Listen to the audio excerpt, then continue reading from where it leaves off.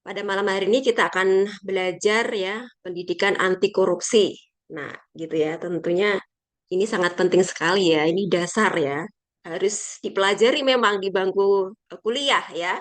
Gitu ya. Ya, agar nanti kalau teman-teman sudah bekerja atau kalau ada teman-teman nanti ada di pemerintahan ya, jangan sampai korupsi ya itu, jangan sampai ya seperti kasus-kasus yang marak sekarang ini ya. Makanya oleh eh, pemerintah ya, Kementerian Pendidikan dan Kebudayaan ini ya, Kemendikbud ya, memprogramkan bahwa pendidikan anti korupsi ya itu harus ada dimulai dari bangku sekolah gitu ya. Mungkin tidak hanya kuliah ya, di SMA mungkin ada nggak itu? Tanya coba adiknya Kak Dharma. Diajarkan nggak pendidikan anti korupsi di SMK? Diajarkan, Bu, diajarkan. Diajarkan ya dari bangku sekolah ya. Sekarang sudah mulai diajarkan, dididik ya gitu ya agar siswa-siswa tersebut pada saat memasuki ya dunia kerja itu memiliki integritas tinggi gitu ya. Jangan sampai ya ada yang korupsi karena korupsi itu benar-benar sangat merugikan ya. Merugikan perusahaan yang duduk di pemerintahan tidak hanya lembaga tersebut namun masyarakat ya. Gitu. Rakyat juga sangat dirugikan ya dengan adanya tindakan yang tidak bagus ini ya, korupsinya ini ya. Jadi makanya oleh pemerintah pendidikan anti korupsi itu dimulai dari dini, dari awal, dari teman-teman ataupun siswa itu ada di bangku sekolah. Nah, ini ya. Nah, karena ini pertemuan pertama, kita akan belajar tentang pengantar pendidikan korupsi gitu ya. Nah, tujuannya apa sih kita perlu ya belajar pendidikan anti korupsi? Ya tentunya ada tujuannya ya. Tujuannya membangun karakter dan budaya anti korupsi pada individu mahasiswa ya karena ini kita di bangku kuliah gitu ya. Jadi membangun karakter dan budaya anti korupsi pada individu mahasiswa ya. Kalau di bangku SMK ya siswa di SMK atau SMA gitu ya karena kita kuliah ya pada individu mahasiswa ya. Kemudian meningkatkan kesadaran akan bahaya korupsi. Nah, itu tadi ya bahaya korupsi ya. Jadi tidak hanya merusak moral gitu ya, tapi juga merugikan lembaga atau perusahaan ya. Dan yang di pemerintahan, masyarakat juga dirugikan ya. Yang seharusnya dananya itu digunakan untuk pembangunan, digunakan untuk biaya pendidikan gitu ya, untuk kesejahteraan masyarakat dikorupsi oleh pihak-pihak tertentu yang tidak bertanggung jawab gitu ya. Jadi itu sangat berbahaya sekali ya dampaknya ya. Dampaknya tidak hanya pada suatu lembaga atau perusahaan, namun bisa juga masyarakat ya, dirugikan dengan adanya korupsi tersebut. Kemudian membentuk sikap proaktif dalam mencegah dan memerangi korupsi. Nah, ini ya, kita harus proaktif ya dan dalam mencegah dan memerangi korupsi ya. Jika kita melihat gitu ya, teman kita ada indikasi korupsi ya, kita harus segera ya mengingatkannya atau melaporkannya. Kalau di pemerintahan ya KPK ya, melaporkan ke KPK. Nah, gitu. Tentunya ada prosedurnya ya, gitu ya. Nanti akan dibahas lebih lanjut ya. Kemudian memberdayakan mahasiswa sebagai agen perubahan untuk menciptakan masyarakat dan negara yang bersih dari korupsi. Nah, ini ya. Jadi dengan adanya pendidikan anti korupsi diharapkan nanti mahasiswa nanti ya pada saat memasuki dunia kerja gitu ya, ya akan membawa satu perubahan gitu ya. Jadi budaya biasanya itu tidak jujur ya, tidak loyal terhadap perusahaan gitu ya. Nah, saat dia masuk ke dunia kerja, ya dia akan menjadi sosok seorang yang integritasnya tinggi ya, jadi tidak korupsi ya gitu ya. Nah, ini diharapkan ataupun tujuan dari perkuliahan pendidikan anti korupsi ya. Nah, itu tadi adalah tujuan dari mata kuliah pendidikan anti korupsi. Kemudian kita memasuki ke kontrak kuliah ya. Jadi pada perkuliahan ini bagaimana sih nanti sistemnya atau metode pengajarannya gitu. Nah, jadi seperti saya sampaikan saat ini ya gitu ya. Saya memberikan ceramah, memberikan materi gitu ya. Jadi ada ceramah ya, memberikan materi tentang pendidikan anti korupsi gitu ya. Kemudian setelah itu kita diskusi. Ya, Kemudian ada tanya jawab dan penugasan ya. Nah, untuk tugas ini nanti dibagi dua ya, ada tugas kelompok dan tugas mandiri ya, teman-teman ya. Nah, ini ada mahasiswanya sementara ya, untuk sementara baru eh, yang terdaftar ya, baru 5 mahasiswa yang mengikuti pendidikan anti korupsi ini ya. Mungkin nanti kalau kelompok ya ada yang 2, ada yang 3 gitu ya, pesertanya nanti atau keanggotaannya ya gitu. Gak apa ya teman-teman ya. Tetap semangat ya, gitu untuk kuliah di mata kuliah pendidikan anti korupsi ya. Oke, kemudian ini adalah beberapa daftar pustaka ya.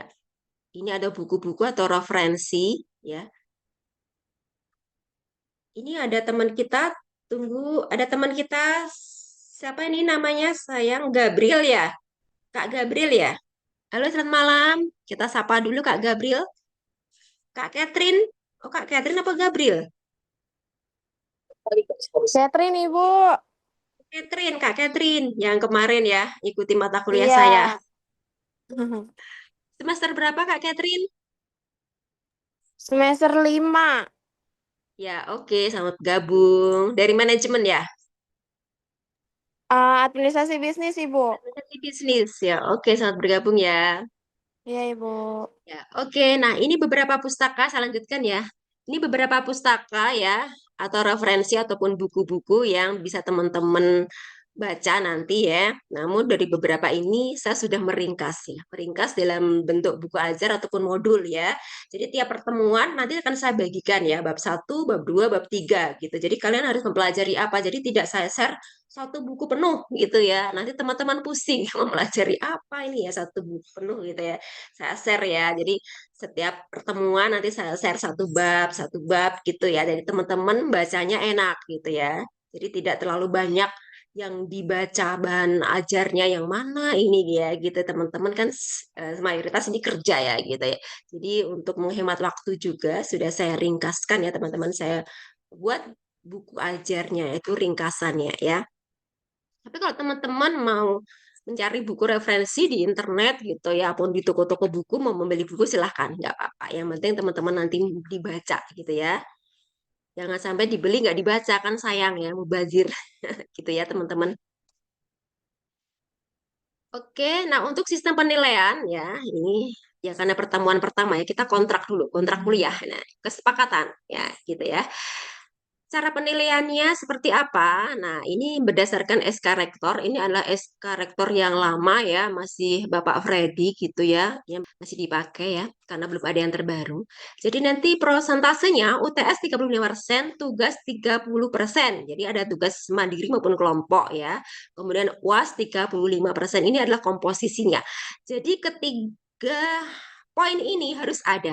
Misalnya teman-teman ini ya, nilai UTS-nya bagus. Oh, nilai UTS-nya bagus 100 ya. Bagus kan, pinter kan berarti ya. UAS-nya juga 100, pinter gitu ya. Bagus ya. Namun tugas tidak pernah mengerjakan sama sekali gitu ya. Males gitu. Kerjaan banyak, tugas nggak satu pun dikerjakan. Nilai tugasnya 0. Atau tugas itu hanya dikerjakan 10% gitu ya. Nah, tentunya nanti nilainya akan rendah gitu ya. Nah, setelah nanti eh, nilainya itu dikalkulasi nilainya. Nah, jika nilai tugasnya ini kurang, maka teman-teman akan potensi tidak lulus ya. Kemudian apalagi tidak mengerjakan ya. Karena berapapun angkanya jika dikalikan nol maka nilainya akan nol ya kan ya. Jadi UTS 100, UAS 100 misalnya, kamu tugas nol, nggak ngerjakan sama sekali. Setelah itu dikalkulasi nilainya akan keluar nol. Nah, gitu ya teman-teman. Jadi teman-teman nanti jangan protes ya. Bu, UTS saya bagus nilainya nih, nilainya A. UAS A, kenapa saya nggak lulus? Nah, itu karena salah satunya ini tugas. Tugas juga menentukan nilai. Nah, walaupun di sini tidak ada kehadiran tidak dicantumkan, namun itu juga akan mempengaruhi nilai ya teman-teman. Nah, jika teman-teman jarang hadir nih ya, nah bagaimana teman-teman nanti nilainya bisa bagus ya? Jarang mengikuti kuliah gitu ya. Nah, jadi tidak aktif dalam perkuliahan. Nah, itu juga akan mempengaruhi nilai ya otomatis ya karena tugas UAS maupun UTS itu juga diambilkan ya dari materi-materi yang sudah saya ajarkan. Nah, teman-teman kalau tidak mengikuti atau jarang mengikuti perkuliahan, tentunya nanti pengaruhnya juga akan ke nilai. Nah, itu ya teman-teman. Oke, sebelum saya lanjutkan ada pertanyaan atau ada yang mau memberikan saran? Ini kita pertama kontrak perkuliahan. Kesepakatan dulu nih teman-teman. Jadi nanti jangan komplain ya. Bu, saya ikut UAS, ikut UTS. Ada itu bahasa saya seperti itu ya. Ikut Bu, kenapa nilai saya jelek? Lihat tugas ternyata kosong. Jadinya setelah saya kalkulasi nilainya di sistem ya, sistem Siakat dan Edling gitu ya, saya kalkulasi nilainya keluarlah nilai E tidak lulus gitu. Oke, sampai di sini sudah paham atau ada yang mau disampaikan sebelum saya lanjutkan? Paham, Bu. Ya, oke, sepakat ya teman-teman. Ini baru ada Agnes Monica, ini juga mahasiswa saya kemarin nih. Oke, next. Lanjut. Nah, kemudian ini adalah rencana pembelajaran semester kita, RPS kita ya. Kita belajar apa sih gitu ya di semester genap ini ya untuk mata kuliah pendidikan anti korupsi ya. Nah, rencana pembelajaran semester, nah di semester genap ini ya terkait dengan mata kuliah pendidikan anti korupsi ya, kita belajar tentang ini yang pertemuan pertama adalah rencana pembelajaran semester kontrak kuliah ya. Kemudian kita akan belajar singkat tentang pengantar pendidikan anti korupsi ya, pentingnya pendidikan anti korupsi dan sebagainya ya. Nanti saya share di PowerPoint-nya ya. Kemudian minggu depan ya, pertemuan kedua kita akan belajar tentang konsep dan definisi korupsi. Kemudian yang ketiga sejarah dan perkembangan korupsi di Indonesia. Ini harusnya pertemuan kedua ya. Namun karena kemarin saya nggak hadir karena halangan ya. Kemudian hari ini kita bahas pertemuan pertama ya. Nggak apa-apa kita mundur. Ya nanti kalau saya sempat untuk pertemuan kedua saya rekamkan saja nanti saya bagi rekamannya kalau sempat ya gitu ya. Insya Allah ya. Kemudian yang keempat faktor penyebab korupsi. Jadi faktor apa saja sih yang menjadi penyebab seorang itu korupsi gitu ya.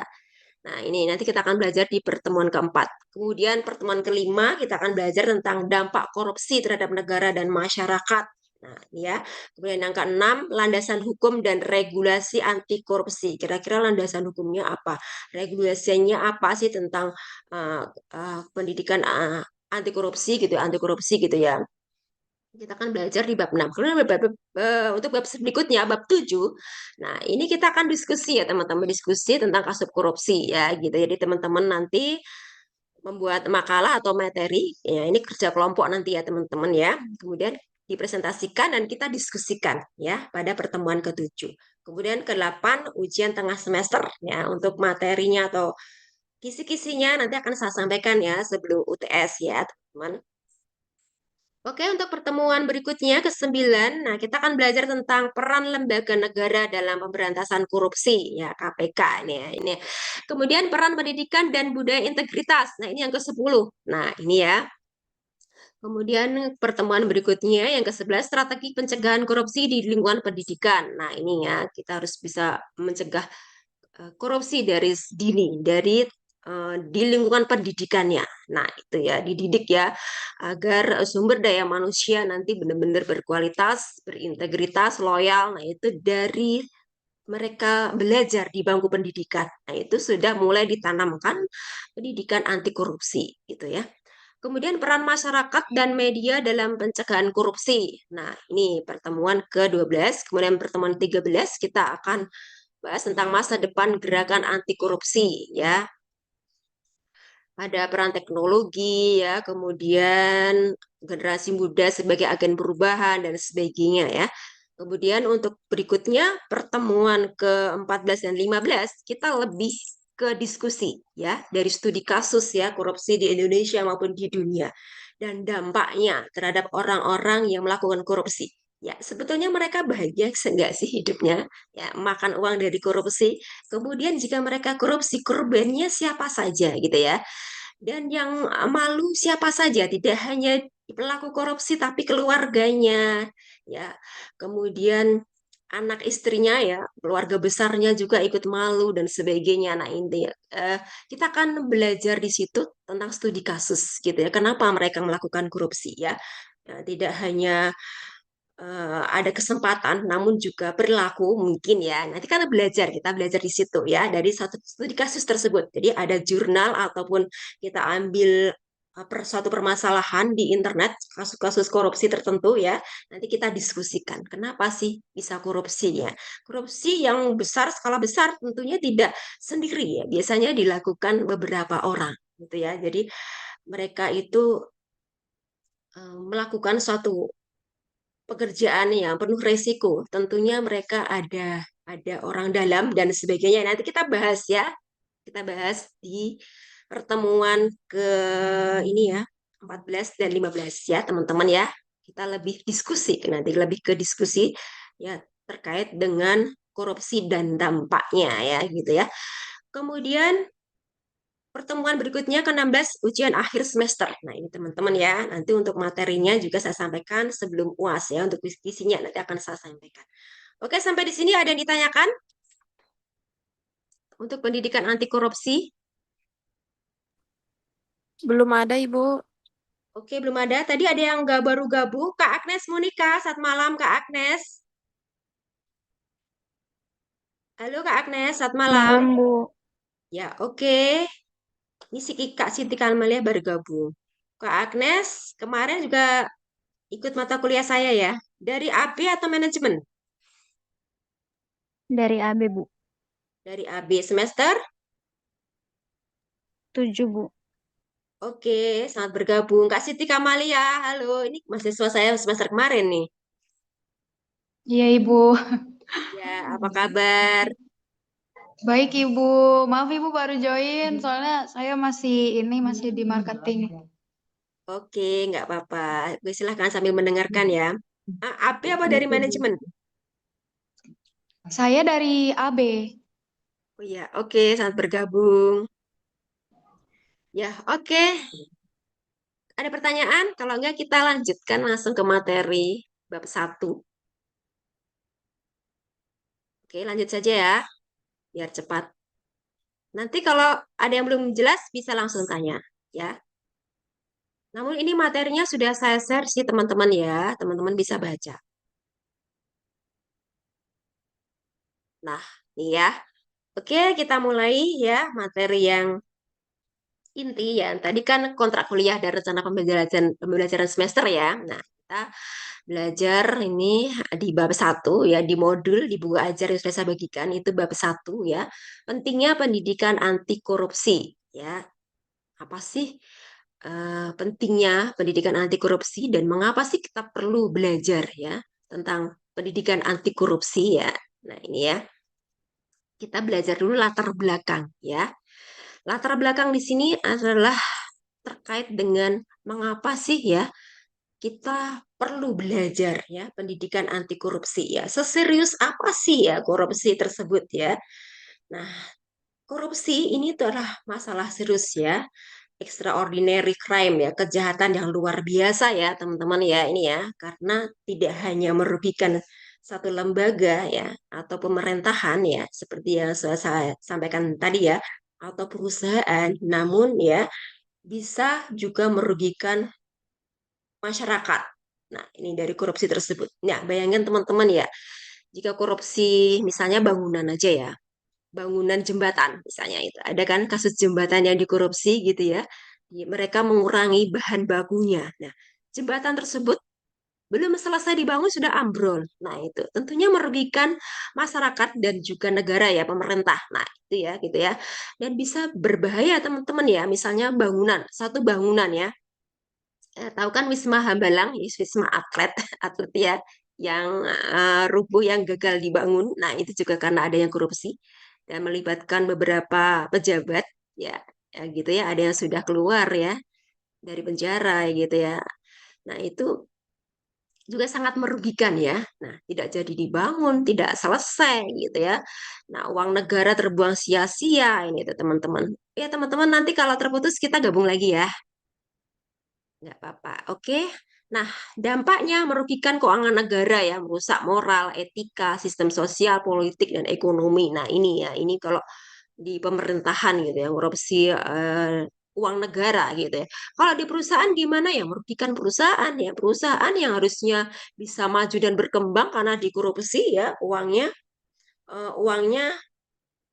dimanipulasi ya, ataupun diambil ya atau digelapkan istilahnya dalam kalau bahasa bahasa yang itunya ya ya nggak enaknya ya, di penggelapan uang gitu ya untuk keperluan pribadi. Nah ini ya kan perusahaan jadi rugi yang harusnya perusahaan bisa mengembangkan usahanya. Nah karena dikorupsi akhirnya perusahaan tersebut merugi. Nah ini ya jadi dampaknya sangat luar biasa ya merugikan keuangan negara maupun perusahaan ya yang bekerja di suatu perusahaan ya. Nah untuk di Indonesia Indeks Persepsi Korupsi Indonesia tahun 2022 itu skornya 34/100, jadi peringkat 110 dari 180 negara. Nah, ini luar biasa ya Indonesia ya, peringkat 110 ya. Ini ya. Kemudian pemberantasan tidak cukup dengan pendidikan hukum, jadi perlu pendidikan anti korupsi sejak dini. Nah, ini ya. Jadi generasi pemuda ini perlu disiapkan ya agar jangan sampai nanti pada saat dia memasuki dunia kerja atau menduduki satu jabatan tertentu di perusahaan atau pemerintahan dia melakukan korupsi. Nah, caranya bagaimana? Pemerintah sudah berupaya ini ya menciptakan generasi muda yang loyal dan penuh integritas gitu. Jadi jangan sampai ya pada saat dia nanti menduduki suatu jabatan atau menduduki pekerjaan tertentu ya dia melakukan korupsi. Nah, itu disiapkan sejak dini pendidikan anti korupsi di bangku sekolah atau di bangku kuliah. Nah, ini ya.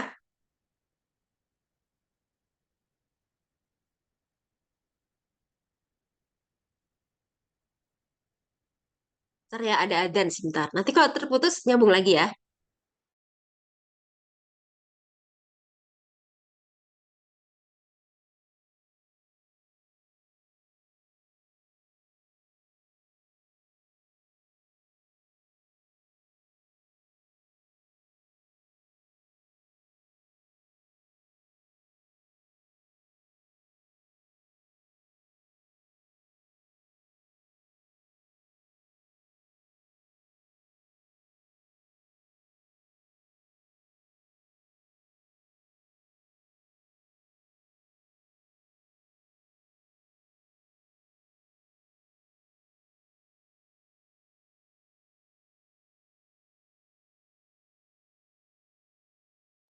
Ya, oke kita lanjut.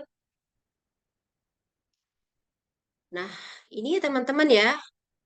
Jadi pendidikan anti korupsi itu sebagai upaya preventif ya. Jadi upaya awal ya, preventif, pencegahan ya. Jadi fokus utama adalah mencegah perilaku koruptif ya sejak dini. Kemudian jalurnya ya dari formal itu sekolah, kampus, dan formal itu dari pelatihan, komunitas, informal keluarga ya. Kemudian contohnya ya ini langsung contohnya saja ya. Di sekolahan ya, di sekolah ya, integrasi PPKN ya. Kemudian budaya antri ya, duta integritas, transparansi dana ini di sekolahan ya. Kemudian perguruan tinggi ya. Nah, ini kalau di perguruan tinggi ini ada mata kuliah pendidikan anti korupsi, kemudian transparansi organisasi mahasiswa, penelitian dan sebagainya. Ini ya diterapkan ya, diterapkan dari masih siswa ataupun dari mahasiswa masih belajar ya gitu di kampus ataupun di sekolah nah gitu ya. Kemudian kalau keluarga dan masyarakat ini warung kejujuran gerakan Jumat Jujur misalnya ini adalah contoh penerapannya pendidikan anti korupsi ya. Jadi di sekolahan, di perguruan tinggi ya, keluarga dan masyarakat ini ya. Jadi mulai diterapkan sejak dini ya pendidikan anti korupsi sejak anak-anak juga ya, anak-anak kecil ya gitu ya. Kita kasih mereka pendidikan gitu ya kita ajarkan mereka kejujuran gitu ya misalnya dia kamu sekolah dikasih berapa uang berapa sama ibumu gitu misalnya ya 10.000 nah untuk belanja apa beli apa 10.000 nah kita ajarkan anak-anak itu jujur ya untuk belanja ini nih kembaliannya mana sisanya mana gitu ya atau misalnya tadi ya kita suruh ke warung nah gitu beli misalnya anak-anak oh tolong dong beliin mie gitu Indomie gitu ya oh dikasih uang nih ya 10.000 atau 20.000 gitu ya. Beli mie berapa? Harganya berapa gitu. Misalnya satu bungkusnya ya. 5.000 misalnya ya, uangnya 20.000. Beli mie 2 gitu kan 10.000 misalnya. Kembaliannya mana? Kembaliannya 10.000 gitu ya. Kita ajarkan mereka jujur. Kembaliannya sekian loh. Loh kok ini sisanya tinggal 8.000, 2.000-nya kemana gitu ya. Nah, oh 2.000-nya buat beli permen. Nah, itu namanya anak-anak gitu ya. Nah, nggak apa-apa nak, yang penting jujur gitu ya. Kalau diminta beli mie ya beli mie. Nah, kalau 2.000-nya buat beli permen ya bilang ke orang tua, boleh nggak nanti gitu. Aku beli jajan, nah gitu diajarkan jujur dari usia dini gitu ya, dari anak-anak ya. Ringan saja, tidak usah terlalu berat gitu ya. Terlalu berat nanti wah masih kita ajarkan sesuai dengan usianya gitu ya. Kalau terlalu berat, jangan nanti kasus ini kita ceritakan, kasus korupsi ini, anak-anak nggak paham gitu ya, gitu. Jadi kita ajarkan sesuai dengan usianya. Nah, itu ya. Nah, kemudian 3 dimensi penting, nah ini ya, knowledge, yakni memahami definisi, bentuk, dampak korupsi. Nah, kemudian attitude ya, membangun sikap jujur, tanggung jawab, rasa malu, berbuat curang ya, behavior, menerapkan kejujuran, disiplin, adil, menolak kecurangan dan sebagainya. Nah, ini ya. Oke, teman-teman. Nah, kemudian urgensi pendidikan anti korupsi di dunia pendidikan. Nah, dunia pendidikan inilah tempat strategis ya tentunya untuk pembentukan karakter ya, untuk mendidik siswa ataupun mahasiswa dari mereka masih menempuh pendidikan ya. Tujuannya adalah membangun budaya integritas, kejujuran, tanggung jawab, transparansi ya. Nah, contohnya ini pungli di sekolah 2017, pungutan biaya pendaftaran atau ujian ya, bukti korupsi juga ada di dunia pendidikan nih ternyata ya teman-teman ya. Ada pungli ya, yang seharusnya ya mereka sudah mendapatkan dana BOS, masih aja ya dimintain bayaran ya, bayar ini itu itu. Nah, itu pungli ya. Jadi tidak jelas ya, tidak ada dasar hukumnya ya, padahal sudah diberikan bantuan pemerintah dana BOS ya untuk ujian misalnya ya masih memungut ya memungut dana gitu dari siswanya. Nah, itu misalnya contohnya. Nah, manfaat utamanya pendidikan anti korupsi adalah membentuk karakter generasi muda berintegritas, mencegah praktek korupsi kecil, mencontek, pungli dan sebagainya, membangun budaya transparansi ya dari dana BOS ini ya, rekrutmen guru atau dosen, penilaian akademik. Kemudian mendukung program pemerintah ya pendidikan anti korupsi ya, kita berikan modul-modul anti korupsi ya, kerjasama dengan KPK dan sebagainya ya. Nah, ini adalah bagian alurnya ya, teman-teman, bagian alur urgensi pendidikan anti korupsi. Nanti bisa teman-teman pelajari atau dibaca-baca ya, sudah ada di modul. Nah, ini ya, ini kayaknya sama ke kopi saya. Nah, ini grafiknya ya, grafik dari skor tadi sudah saya sampaikan tadi di depan ya, bahwa grafik ini memperlihatkan pola tren ya, skor ini ya. Corruption Perception Index ya, ini ya. Jadi ini nilainya dapat kita ketahui bahwa nilai Corruption Perception Index-nya ya sekitar awal dekade 2010-2012 ini rendah, kemudian mencapai titik puncak pada sekitar 40 ini ya, 40 ini ya.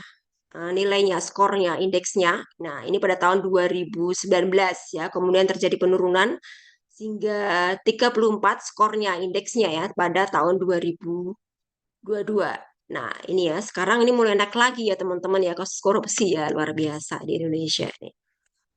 Nah, kemudian kesimpulannya, pendidikan anti korupsi ya, ini adalah instrumen preventif jangka panjang penanganan korupsi, kejahatan luar biasa atau butuh strategi luar biasa. Jadi harus diterapkan sejak dini di sekolah ya, pendidikan ini ya, baik di perguruan tinggi, keluarga, dan masyarakat. Jadi tujuannya adalah untuk melahirkan generasi muda yang jujur, berintegritas, dan bebas korupsi.